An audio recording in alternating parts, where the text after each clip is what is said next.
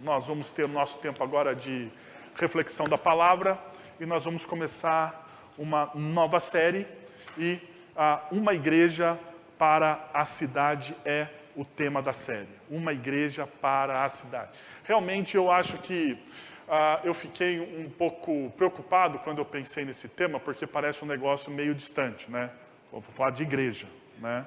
Então eu pensei, e agora? Mas por que eu pensei em falar nisso? Por alguns motivos. Primeiro que nós estamos no mês corrente, né, do aniversário da nossa igreja, né? Então, é o mês corrente. Nossa igreja está completando, ou completou, no dia 1º desse mês, 151 anos de existência. Ou seja, há 151 anos, a nossa comunidade mantém as suas portas abertas pela graça de Deus, né? Então, nós somos uma igreja também que se encontra no coração da cidade de Sorocaba, né? Nós estamos no centro, nós somos a igreja do centro. Não que isso seja um privilégio, acho que pelo contrário, para aqueles discípulos de Jesus que se reúnem nessa comunidade de fé, é quase que uma responsabilidade muito maior. Nós somos a igreja presbiteriana do centro da cidade, estamos encravados no coração dessa cidade há 151 anos, pregando o evangelho aqui na cidade de Sorocaba. Então, eu acho que existe um porquê disso, e também para a gente pensar e repensar, né, o que significa de fato ser uma igreja em um contexto de uma comunidade, ou melhor, numa cidade onde nós passamos por períodos difíceis, turbulentos, e também pensando na renovação disso, né, e como isso influencia não somente a nossa comunidade, mas o ser igreja não significa que isso que nós estamos fazendo aqui é de fato ser igreja. O ser igreja significa que nós somos igreja, né? Quando nós não estamos, quem conhece ou quem tem ouvido aí as minhas aulas na escola bíblica dominical, percebe que eu falo que nós somos igreja de fato de segunda a sábado, né? De segunda a sábado nós somos uma igreja que adora o Senhor nas diversas esferas de responsabilidades que nós como seres humanos temos, ok? Então, eu gostaria de pensar ser igreja, e hoje o dia que o tema que a gente vai falar é sobre o que significa ser discípulo de Jesus.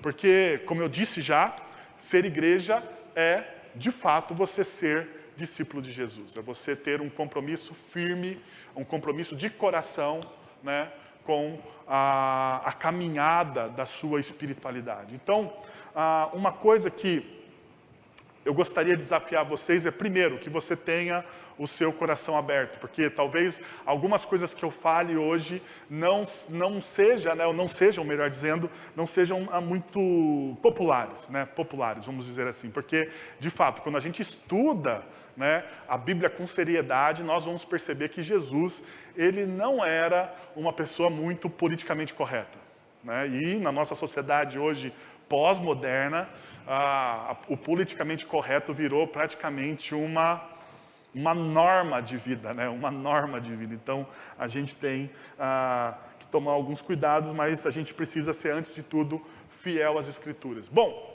a primeira coisa que eu gostaria de mostrar para vocês é a natureza contracultural dos discursos de Jesus. A natureza contracultural dos discursos de Jesus. Por exemplo, quando Jesus fala dos inimigos, né? Quando Jesus fala dos inimigos, ele fala, ame os seus inimigos, amem os seus inimigos e orem por aqueles que os perseguem. Eu sei, talvez você que tenha um tempo de comunidade de cristã, já assim, no seu arcabouço, você fala assim, mas isso aí eu já sei, pastor, mas a pergunta é, você pratica isso? Sabe, eu sei que você sabe. Isso aqui não é uma verdade teórica, uma verdade que você precisa olhar e achar bonito. A grande diferença da fé cristã para tantas outras confissões de fé que existem, né, no nosso mundo, é que a fé cristã é uma fé transformacional, é uma fé que move as pessoas, né, à prática. Então perceba, Jesus ele olha e em relação aos seus inimigos, aquelas pessoas que você não gosta, aquelas pessoas que você tem ojeriza, aquelas pessoas que te causam calafrio, aquelas pessoas que te feriram, porque uma pessoa que me fere, que me machuca, que me trai, se torna, de certo, no meu coração, um inimigo. Agora perceba o que Jesus está dizendo, que você precisa amar os seus inimigos. E você precisa orar pelos seus inimigos. E é lógico, a oração que Jesus está dizendo aqui não é uma oração de imprecação como existe nos Salmos, né? Não é para Jesus exterminar os seus inimigos. A oração que Jesus está fazendo, está pedindo para você fazer, é para que de fato eles sejam abençoados, que eles sejam livres, que eles sejam perdoados. Então perceba quanto é problemático. Mas Jesus ele não para por aí, né? Ele fala também sobre ofensas, né? Se alguém o ferir na sua face direita, ofereça-lhe também a outra. Percebam quanto é prático, mas ao mesmo tempo quanto é desafiador. Quando alguém te machuca, quando alguém te fere, quando alguém te humilha, qual é a sua primeira reação?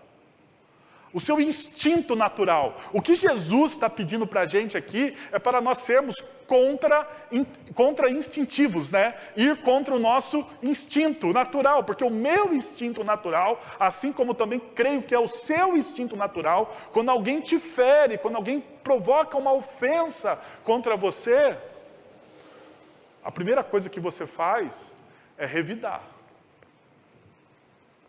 E a gente muitas vezes revida, né? Não com a mesma proporção. A nossa lei da física não é tão exata assim nos revides, né? Nós revidamos com uma força muito, mas muito maior.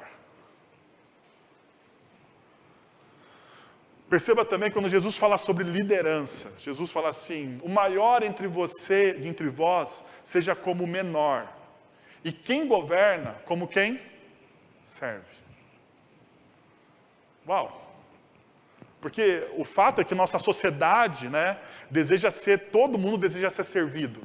Não é isso? Nós gostamos disso, né? A facilidade da nossa sociedade pós-moderna nos levou a sermos verdadeiramente o quê? Consumidores. Nós consumimos coisas e nós consumimos pessoas. Nós consumimos relacionamentos, nós não nos relacionamos mais, mas nós consumimos relacionamentos. Daí Jesus olha para os líderes e fala assim: olha, vocês não devem ser como os outros líderes que abusam do seu poder, mas vocês precisam ser como os que servem. Ou seja, a palavra que Jesus usa aqui no grego, né, é escravos, né? Vocês precisam serem os menores, entre todos, você seja o menor. Mas na nossa sociedade de consumo, o que vale é ser o primeiro. Porque se você for o segundo, você é o primeiro que perdeu, na verdade, né? Você nunca vai ser o primeiro. Não tem esse negócio, né, da gente comemorar o segundo lugar. Não tem esse negócio, a gente comemora sempre, sempre, sempre, e com ênfase o primeiro. Ainda o texto bíblico nos fala sobre fidelidade, né, sexual. E olha só, qualquer que olhar para uma mulher e para desejá-la, já cometeu adultério com ela em seu coração. O fato aqui que Jesus está dizendo não é fisicamente. Jesus está falando do olhar. Do olhar, de algo extremamente subjetivo. Né? Porque não está falando de algo objetivo, concreto. O fato de você se deitar com uma outra pessoa que não seja o seu cônjuge. Jesus não está dizendo isso. Jesus está falando assim, de algo extremamente subjetivo. Jesus está falando do seu olhar, como o seu olhar é perigoso. Jesus, na verdade, está quebrando as nossas pernas e quebrando toda a nossa religiosidade, né? Porque nós nos gabamos do quê? Nós nos gabamos como religiosos das coisas objetivas que nós fazemos. Eu não cometo adultério. E eu não cometo adultério porque na minha cabeça eu não cometo adultério porque eu não me deitei com uma outra pessoa que não fosse a minha esposa. Mas Jesus está dizendo assim, você comete adultério pelo simples fato de você olhar e desejar essa pessoa. Então quer dizer que você não é tão honesto assim. Quer dizer que você não é tão bom assim. Porque o grande problema não está no fato simplesmente de você concretizar algo ou não. Mas o problema começa com os seus desejos, com aquilo que toma posse do seu coração, com as fantasias que você cria na sua mente. E é lógico que eu posso estender isso aqui para todas as áreas da minha vida. Para todas as áreas da minha vida. Não somente para a sexualidade, mas eu posso falar sobre esses desejos em relação ao dinheiro, em relação ao poder, ou qualquer outra coisa. Jesus ainda fala sobre esse ser discípulo. Ser discípulo, que ele diz o seguinte: qualquer de vocês que não renunciar a tudo o que possui, não pode ser o meu discípulo. Uau! Qualquer de vocês que não renunciar a tudo que você possui, você não pode ser o meu discípulo.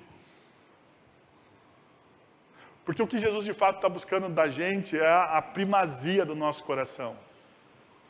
É a primazia do nosso coração. Agora perceba como isso é complicado.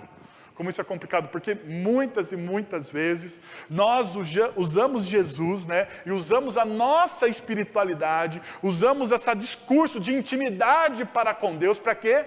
Para conseguir as coisas que nós desejamos. E Jesus está dizendo o seguinte: você, de fato, não pode desejar nada mais do que eu. Porque se você não renunciar a todas essas outras coisas, você não pode ser meu discípulo. Bom, isso aqui era só para mostrar para vocês como o discurso de Jesus, ele é contracultural, ele vai contra as minhas vontades, ele vai contra os meus desejos, e ele tenta sim, ele faz isso, se a gente der espaço para a ação do Espírito Santo, formatar o nosso coração de uma maneira nova, uma nova visão da sexualidade, uma nova visão dos desejos, uma nova visão dos relacionamentos com as pessoas. Tudo isso vem através da ação do Espírito Santo nas nossas vidas e do sacrifício de Cristo Jesus na cruz do Calvário. Agora, eu queria ver um convite um tanto quanto desconfortável de Jesus para nós. Lucas capítulo 9, versículo 23 diz o seguinte: Jesus dizia a todos: se alguém quiser acompanhar-me, negue-se a si mesmo, tome diariamente a sua cruz e siga-me. Então perceba, existe um convite aqui.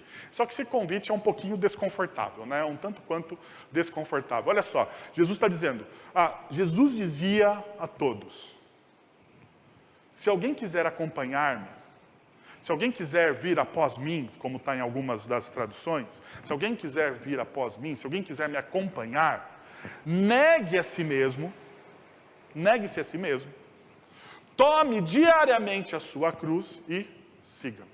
Antes da gente olhar para esse texto aqui, eu gostaria de dar o contexto mais amplo, porque esse texto, esse versículo, e quando a gente prega sobre um versículo, que é o que eu vou fazer hoje, eu preciso dar o contexto para vocês falarem que eu não tirei o versículo do contexto e para falar que eu não falei uma heresia. Então tá bom, mas vamos lá. Lucas capítulo 9, Jesus ele começa com o discurso de 1 a 9, do versículo de 1 a 9, Jesus envia seus discípulos, né? E Herodes passa a indagar quem seria esse tal Jesus.